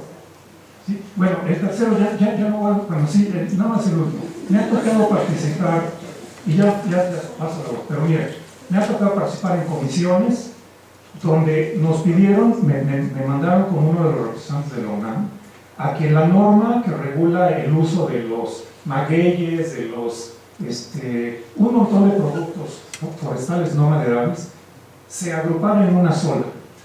Se hizo la carrera con la presión de los abogados y los grandes funcionarios. Finalmente se tuvo que aprobar y lo que quedó es que todos los productos forestales no maderables están regulados por esa norma, donde dice al pie helechos, orquídeas, bromelias, no sé qué, se puede extraer la mitad. No dice de qué especies, no dice de qué edad, no dice cada cuánto tiempo. Es decir, se están haciendo una serie de cosas privilegiando la utilización, estorbándole lo menos posible a quien los use, sin la menor, la comunidad académica ni se da cuenta. Entonces yo propondría al menos esos 3 temas específicos. A mí me interesaría participar, convocar a quien quiera sentarse, a que revisemos punto por punto y hagamos una contrapropuesta. Gracias. Muchas gracias. Bueno, vamos a continuar con las preguntas. Por aquí luego tenemos una A mí sí me parece muy enriquecedora la postura que se vino a presentar. En primer lugar, hago eco de lo que dijo Marusa, porque lo que ustedes están discutiendo de una manera muy libre y fluida, que es la vinculación entre diversidad biológica y cultural, es algo que a veces en nuestro querido Instituto de Biología se nos olvida. Estamos demasiado concentrados en la diversidad biológica y olvidamos la interacción causal fundamental que existe en un país megadiverso biológico y culturalmente para que existan las maravillosas especies, géneros, familias que estudiamos como taxónomos y sistemas. Entonces, en ese sentido, lo que recupero que es la principal contribución, sobre todo las dos partes, pero sobre todo la primera que abundó más, es este análisis que ustedes como colegio de biólogos están haciendo sobre el marco legal, el marco jurídico. Y me parece que, digamos, en un sentido positivo hay algunos huecos en cuanto a lo que tiene que ver con territorio indígena, conocimiento indígena. Yo les quisiera recomendar, modestamente, que le echen un ojo a las experiencias de décadas de la comunidad antropológica mexicana, los arqueólogos, los etnógrafos, los etnólogos, que han tenido su propia disputa en el INAH y en muchas otras instituciones nacionales, estatales, y que han estado metidos en procesos muy complicados también de generación de leyes, discutiendo en pro y en contra. Hay muchas cosas útiles, creo que para la perspectiva de ustedes como colegio de biólogos, para hacer luz acerca de esa relación entre diversidad biológica y cultural, que me parece que sobre todo se ilustró muy bien cuando se manifestó una definición anticuada de biodiversidad donde lo cultural no forma parte, y una más novedosa, más sofisticada, donde claramente es necesario considerar este elemento. Y muchas gracias por venir. Pasamos por aquí, tenemos una Muchas gracias. Yo solo quisiera hacer un comentario rápido para abundar a lo que mis colegas mencionaron y sobre todo para alimentar la discusión entre ustedes después cuando estén en el pasillo o tomando el lunch o donde estén más cómodos, y es dar un paso atrás y ver qué hay detrás cuando se promueve una ley. Como dijo Jorge, esta ley viene del partido que no es verde ni es ecologista, y las leyes siempre tienen una visión ideológica, ¿verdad? Esto seguramente lo han discutido entre ustedes mil veces, pero la ideología es la forma en que nosotros concebimos la realidad, cómo es que pensamos que debe ser la realidad. Y todas estas leyes tienen esa carga de las personas que la promueven, ¿no? Si ven el adefesio de la Constitución del Distrito Federal, ¿no? Ahí ven la carga ideológica que tiene. Y en este caso, la Ley de Biodiversidad tiene esa carga ideológica sobre cómo debe ser la utilización de la biodiversidad, lo que mencionaba el doctor Morales. Y esta carga ideológica va a los extremos, en donde incluso las áreas protegidas se piensa que debe, si es posible, gestionarse por privados. Y curiosamente, en la Ley de Biodiversidad no entran las especies de pesca, porque cómodamente no quieren buscarse una bronca política con el sector de pesca. Entonces, esta ley es un desastre. Yo sería más radical que mis colegas, ¿no? Esta ley ni siquiera es un Frankenstein, es todavía los pedazos de carne sin cocer, ¿no? Entonces, esto es importante discutirlo, ver qué hay detrás, ¿no? Yo no estoy en contra de que se utilice la biodiversidad o los genes o lo que sea, pero sí hay que tener claro, ¿no?, cuál es la carga detrás, cómo queremos que nuestra sociedad funcione, cuál sería el papel rector del Estado, ¿no? ¿Queremos privatizar el aire o pensamos que debe haber algunas cosas fundamentales como es el cuidado de la tierra, el territorio nacional, la educación, la salud, ¿no?, que pueden ser obligaciones del Estado, ¿no? Es nada más para alimentar la discusión.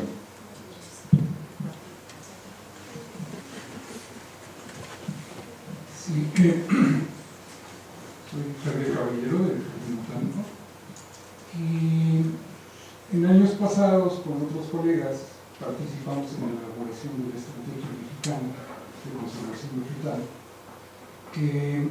que pues desde mi punto de vista sigue siendo un documento de referencia muy importante que equilibra estos enfoques utilitaristas que entiendo que se privilegian en este proyecto de ley, pero también toman en cuenta de forma muy importante los intereses por el conocimiento de la biodiversidad como una base para su conservación. Yo no conozco el proyecto de ley, lo confieso, debo leerlo, pero quisiera preguntarles a ustedes ¿cómo ven la relación con esta estrategia mexicana? Porque cuando se escribió como un documento que podría normar acciones de conservación, de aprovechamiento y de generación de políticas públicas. Entonces, ¿cuál es la relación que ustedes ven? Te voy a pedir que complementes lo que voy a decir, porque hace rato decía yo que con uno de los ejemplos, yo creo que la que tenía que hablar era otra persona y ahorita te voy a dar la palabra, si me permiten, pero déjame rescatar lo que dices, es muy importante. Yo lo dije al principio, es muy poquito tiempo, ¿no? O sea, necesitamos mucho más tiempo para abordar esto, es muy complejo, es muy importante, es fundamental, y hay mucho trabajo atrás de lo que nosotros estamos modestamente resumiendo. Como decíamos, el documento madre, ayer se le festejó de la ley, es la Convención la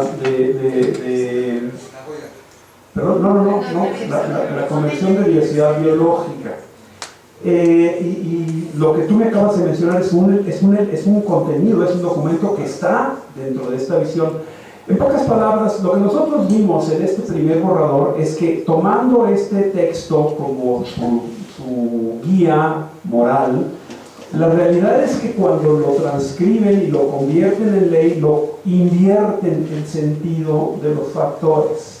O sea, está muy claro, y para nosotros más que seguramente para cualquier otra gente que tenga interés en la biodiversidad, que está amenazada, que tenemos serios problemas con el cuidado de la biodiversidad, que es muy importante destinar mucho mayor cantidad de recursos y que estos instrumentos que la regulan debieran de respetar todos los estudios y todas las investigaciones. Bueno, el convenio más o menos, la convención más o menos establece que en el orden en el que establece las actividades es conservar, aprovechar y restaurar, ¿sí? En ese orden.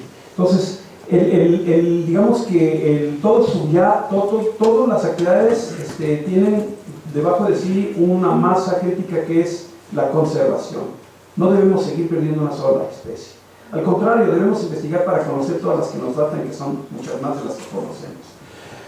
Entonces, en esta inversión del discurso, lo que nosotros encontramos es la huella dactilar del redactor, que lo que pretende es establecer un documento que aproveche esta oportunidad, de que está también el aprovechamiento y la restauración, para invertir. Y dice, bueno, pues es que si no aprovechamos, ¿cómo vamos a conservar? Más o menos en esos términos establece. Y ahí es donde tenemos las señales rojas, ¿no? los focos rojos.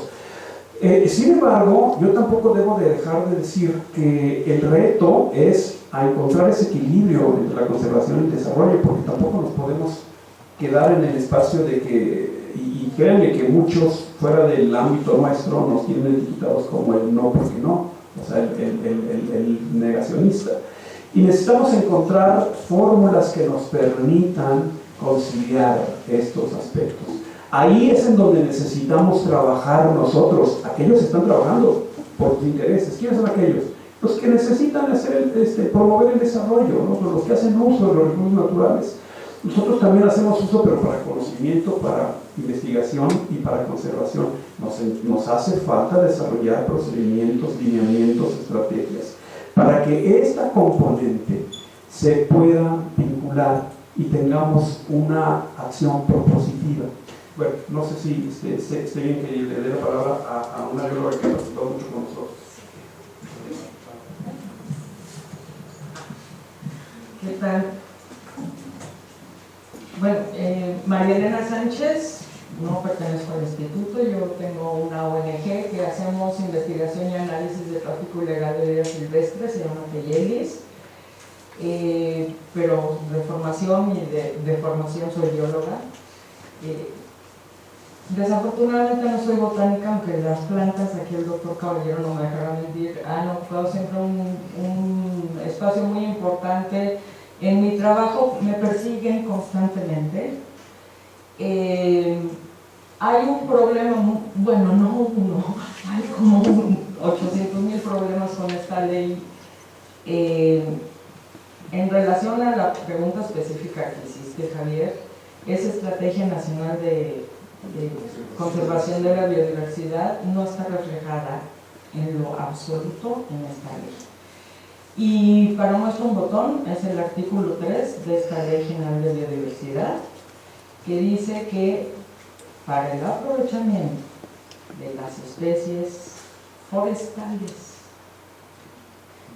no existe ninguna ley, una definición de especie forestal. Entonces, ¿qué cosa es eso? ¿Quién sabe? De las forestales y de las acuáticas, entiéndase porque tampoco existe definición en ninguna ley, cualquier cosa mojadita, humedita o que de alguna forma llegue a estar en contacto con el agua ya se considera acuático, de verdad. Entonces, todas las especies forestales y las acuáticas, ojo aquí, el aprovechamiento va a estar bajo la tutela de la Ley General de Desarrollo Forestal Sustentable en el caso de los forestales y de la de pesca en el caso de las acuáticas. Como decía Eduardo, whatever that means. Excepto si se trata de especies en riesgo, que ahí nos tenemos que referir a la NOM 059, que son las especies en peligro de extinción, amenazadas y bajo protección especial. En el caso específico de flora, solamente el 3% de la flora mexicana descrita está en la NOM.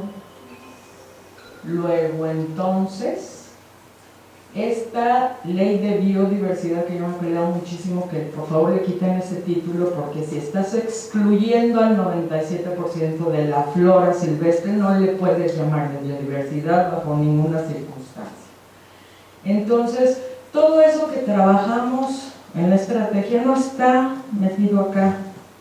Un poco de también ese comentario de qué es lo que hay detrás de esto, era unas carreritas y un bomberazo tremendo, porque la COP de biodiversidad fue aquí en diciembre. El protocolo de Nagoya está publicado en el Diario Oficial de la Federación desde el 2012, pero no existía ningún instrumento jurídico para aplicar el protocolo de Nagoya. El protocolo está publicado y es obligatorio seguirlo, pero está publicado tal cual está el protocolo, no hay reglamento, no hay nada. Entonces, el bomberazo y la velocidad y la prisa era poder meter rápido el protocolo de Nagoya, ¿no? A ver cómo le hacían para que pudiera México llegar. Tenemos ley, habemos papas, ¿no? Casi casi. Entonces, afortunadamente se pudo detener en el periodo de sesiones pasado, de diciembre, que acabó en diciembre pasado. Resucita el muerto en este periodo de sesiones. Nos ha costado de verdad, así como esta ley considera solo el 3% de la flora, solo en el caso de flora, pues a las ONG nos queda el 3% de los hepatocitos con los que nacimos, de verdad. Ha sido una lucha bien fuerte y hemos estado tratando de vincularnos con la academia, con el Colegio de Biólogos. Estuvimos juntos en este foro que se organizó en la Cámara de Diputados, en donde iban los especialistas, los que trabajan en campo, los que saben de acceso a recursos genéticos, los especialistas en tortugas, en pericos, en varios puntos así como muy puntuales. Pero de cualquier forma, como la Cámara de Origen es el Senado, no oyen, no quieren ver, no muchas cosas. Hay problemas muy graves. Le estaba diciendo yo al doctor Caballero que voy a inaugurar el club de fans de Eduardo Morales, porque lo que dijiste, yo llevo años peleándolo.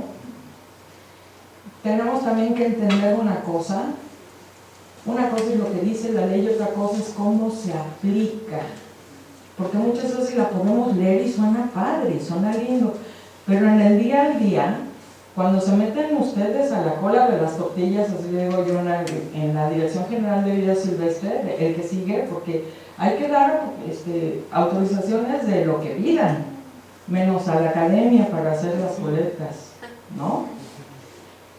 Por otra parte, yo estoy viendo los toros desde la barrera, por otra parte yo estoy viendo a la academia, que los traen como un chicotito del SNI, impresionante, porque tienen que sacar no sé cuántos artículos y los tienen que citar quién sabe cuántas veces. Entonces muchas veces es a la prisa y yo veo, sí se genera mucha información y se publica mucha información importante, pero no necesariamente es la que nos urge.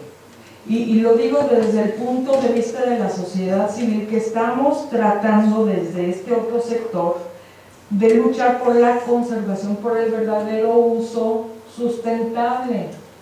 para poder lograr el uso sustentable, el primer paso es la información científica. Entonces, ¿qué es lo que pasa? No tenemos esa ciencia básica de los estudios de poblaciones, con una ley que estaba pensada para regular la actividad cinegética de los ranchos del norte. Y eso me lo ponen para absolutamente todo, ¿no? Un rancho cinegético con cercos de 3 metros de alto, pueden saber cuántos ganados tienen dentro de su rancho. Pero yo quiero ver que ahora resulta, a partir de la Ley General de Vida Silvestre, que el estudio de población se tiene que hacer solo dentro de la UMA. Entonces yo les dije a unos que les den clases de alfabetización a las aves, ¿no? Que allá ves que hasta 30 kilómetros o más viajan en un solo día del sitio de pernocta al sitio de alimentación. Les digo, ¿usted solo se puede reproducir aquí? ¿No?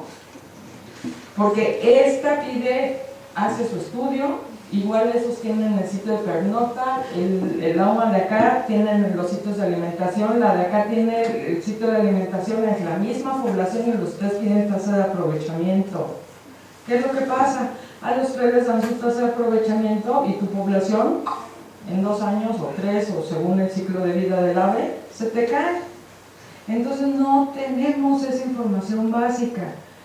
Tan no está que en la Ley General de Vida Silvestre existía la definición de estudio de población.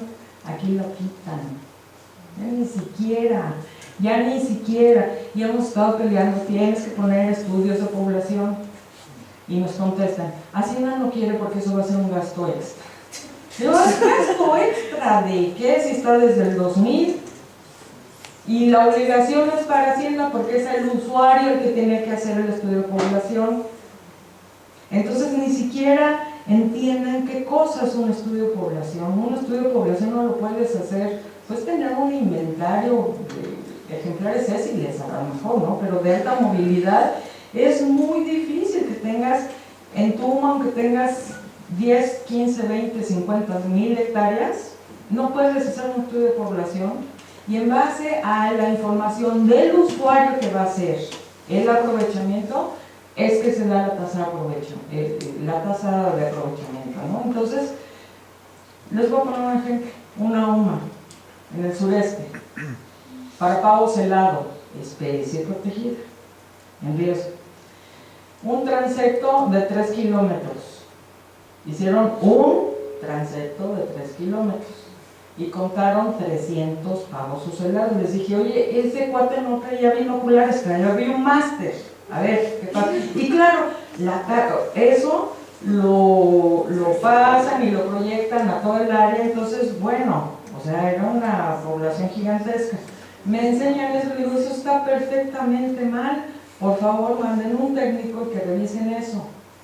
Hacen el mismo transecto a la misma hora y contaron 3. Digo, esa todavía puede ser, ¿no?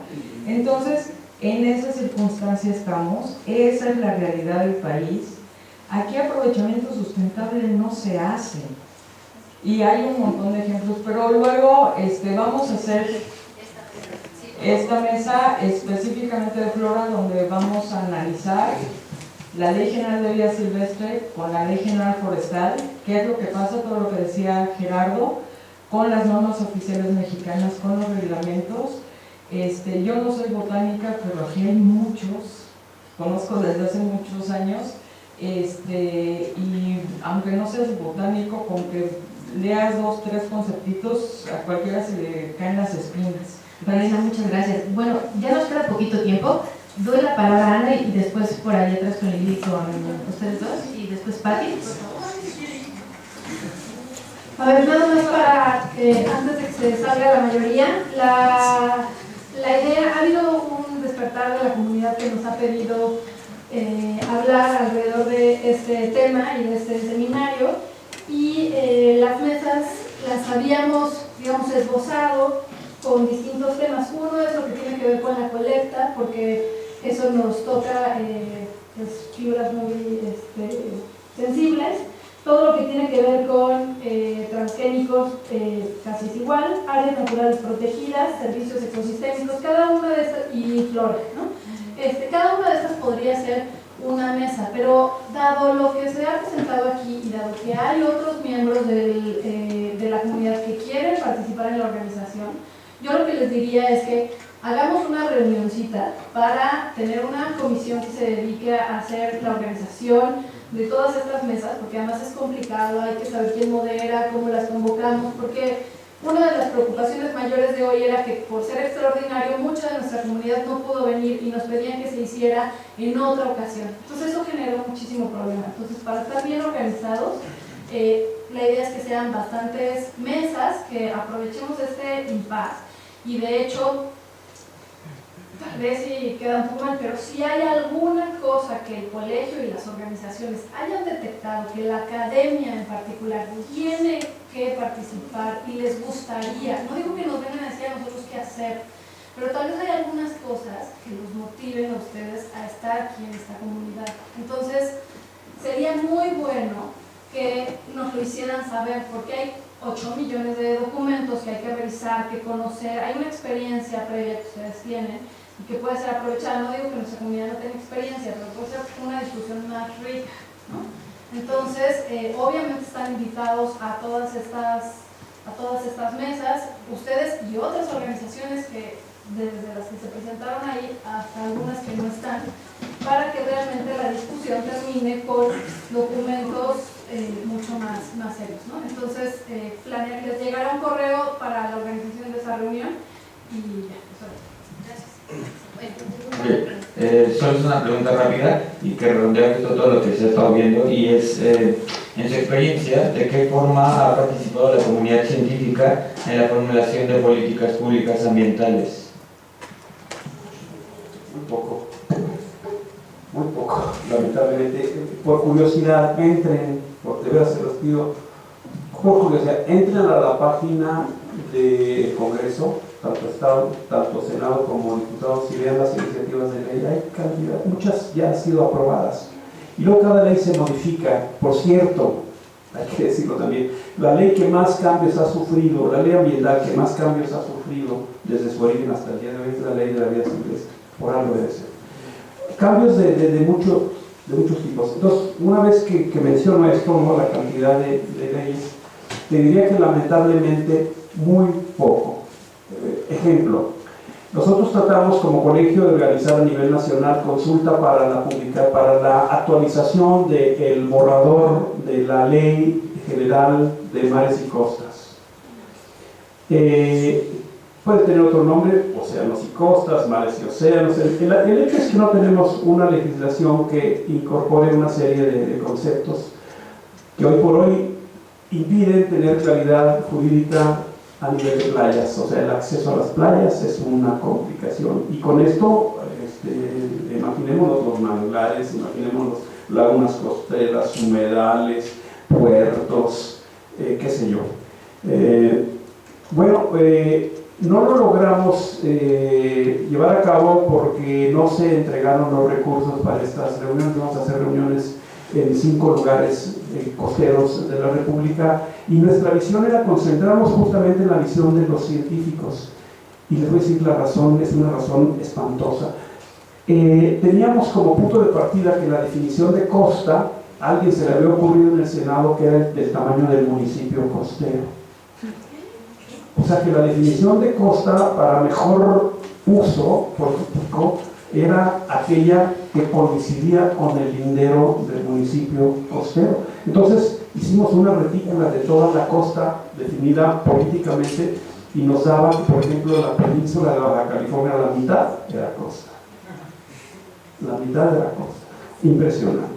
Entonces nosotros identificamos como primer parte que los especialistas, los científicos, nos definieran este concepto. Es un ejemplo. Entonces la respuesta es realmente muy poco, debiera ser mucho más. Si de aquí, después de talleres y mesas redondas, sale como debe ser, creo yo, una postura sólida de lo que es esta iniciativa de ley y qué es la chamba, como bien dijiste, no venir nosotros a decirla, sino que ustedes mismos digan, no, pues podemos hacer esto va a ser un hito en el trabajo científico sobre este tipo de regulaciones. Bueno, yo Nada más un comentario que reúne tal vez el comentario del doctor Salazar y el doctor Caballero respecto a la experiencia que algunos tenemos en participar en esta elaboración de estos documentos, que en algunos casos te conocen, tienes alguna experiencia y te invitan a, oye, ven, participa. Nosotros hemos sido convocados al plan de acción, a la estrategia mexicana, hemos ido, pero también hay un gran problema y a lo mejor tiene que ver con esto que dice Gerardo, ¿cuánta gente se compromete a darle seguimiento? Nosotros empezamos con una mesa, yo lo recuerdo, con la estrategia mexicana de conservación vegetal, y cada vez que íbamos eran nuevos, era volver a empezar, era volver a explicar. Entonces el resultado que se obtiene no es el que se espera, porque además el que manda es el nuevo, el que se acaba de integrar, y bueno, tú vete y a ver qué dices. Entonces yo creo que si uno quiere que los resultados de estos documentos sean los que se esperan para resolver problemas de conservación, de conocimiento de la biodiversidad, sí debe de haber de entrada un compromiso institucional, ¿sí? O sea, la institución se debe de comprometer a que su personal académico de verdad, o sea, mande a la persona que realmente es el especialista, porque si a mí me mandan a hablar de guacamayas, yo solamente digo que conozco la roja que me dijo Pati, ¿sí? Pero el especialista en educación debe de estar ahí, el especialista en conservación de una especie plan debe de estar ahí. No hay que se les ocurra, no hay que tenga tiempo, no el investigador nuevo que hay que estrenarlo ahí. Entonces, yo lo que creo es que deben estar los que sí saben hablando de ese tema desde el principio hasta el final. Yo estuve en la última reunión convocada por la CONAVIO para esto de la COP13. Había un montón de gente que nunca había estado en las mesas de discusión y se sacó un documento que yo al final vi, o sea, no había nadie que resolviera. En la mesa de educación que yo estaba habíamos tres, ¿sí? Y los tres sin tener todos los elementos de los que se había, de toda la documentación que se había hecho antes. Ese documento refleja algo que nosotros no dijimos, ¿sí? Y además, ¿quién termina haciendo esas propuestas para resolver lo que se quiere con el convenio de Nagoya? Puras instancias ajenas a las instancias de investigación. O sea, donde está la gente que sabe, no son los que van a hacer, los que van a proponer la respuesta. Yo en muchos de los casos, y no voy a ofender aquí a la maestra, pero a mí me tocó con una persona de una ONG que finalmente ellos iban a hacer todo, y los especialistas, ¿dónde estábamos? O sea, habemos otras personas que hacemos conservación, que hacemos educación. Yo pelearé toda la vida porque sin conocimiento me queda claro que no se puede conservar nada. ¿Dónde está la educación en estas mesas, no? ¿Dónde está cómo vamos a llegar a la sociedad, a los tomadores de decisiones, a los demás académicos, si la educación no es comprendida y no es considerada como uno de los ejes transversales de todos los demás objetivos que se pretenden? Entonces, yo sí creo que debemos de trabajar, que la institución debe de tomar una posición para esto, ¿sí? O sea, no nos pueden, la institución no está ni siquiera enterada de lo que estamos haciendo, ¿sí? O sea, que nosotros vamos con la mejor intención porque es nuestro quehacer, porque queremos hacerlo, pero también debe de haber un apoyo y una posición ante esto y un reconocimiento al trabajo de todos, pues para que se haga, ¿no? Nada más, gracias. Gracias. Pues me quedé con ganas de seguir escuchando la presentación de Eduardo Morales, me estaba interesando muchísimo. Ojalá que puedas regresar y que sigamos con este intercambio, ¿no? Porque, pues sí, la verdad yo sí me sentí muy sola aquí en el instituto, en esta actividad, pero me dio muchas enseñanzas. En primer lugar, que los expertos, pues tenemos que ganar nuestro nicho porque lo ocupan otros, o sea, si no participamos. De hecho, en el caso de los citáceos llegaron, es que ya vinieron los expertos. Pues sí, nosotros somos. Entonces, no se crean, o sea, sí hay gente que se da por experto y pues nosotros sí no estamos viendo nada. Y realmente la sociedad lo necesita, lo estamos pidiendo. O sea, yo veo esta situación de nuestras actividades y qué poco se refleja en la sociedad. Porque yo he leído los artículos de Javier, de Víctor Toledo sobre las alternativas de uso. Tenemos que dar esas alternativas. a la sociedad, a las comunidades, no nada más publicarlas, ¿no? O sea, hace poco tiempo fui a un seminario aquí con nuestros vecinos en Colombia que hablaban de la restauración y de la agrosilvicultura y les decían, pues los de Brasil no siguen, pero aquí no se hace nada, porque todo se queda nada más en las publicaciones y los jóvenes necesitan esta guía. O sea, realmente me puse como activista y no saben, mis estudiantes me aplaudieron. Y yo no, bueno, me está quitando tiempo para mis papers, pero una alumna todavía me dijo que estaba orgullosa. Pero sí, de verdad, necesitamos grabar estos eventos, no sé si se bueno, porque hay gente que no puede venir y que después lo va a ver. Y pues ponernos a trabajar, porque realmente hay que dar estas soluciones a la sociedad. La situación de las áreas protegidas está deplorable, y si aún así, y con la contribución de nuestro invitado que dijo sobre la ideología, yo lo que veo es que eso, o sea, ya tiene la ley de energéticos, ¿dónde está la biodiversidad? Ahí es puro aprovechamiento para particulares. Y nada más, lo de los citáceos fue así como el grupo bajo ataque, pero viene todo atrás esto de los recursos genéticos, que por cierto Costa Rica no adoptó el protocolo de Nagoya, y eso que Costa Rica pues, ha hecho mucho de prospección, pero pues ya es demasiado, ¿no? Son bienes comunes. Yo creo que estos economistas nos ganaron la partida, queriendo pues todo monetarizar. Yo si quieren hacer una política de monetarización de la naturaleza, porque tenemos que defender los bienes comunes sin pensar la biodiversidad, ¿no?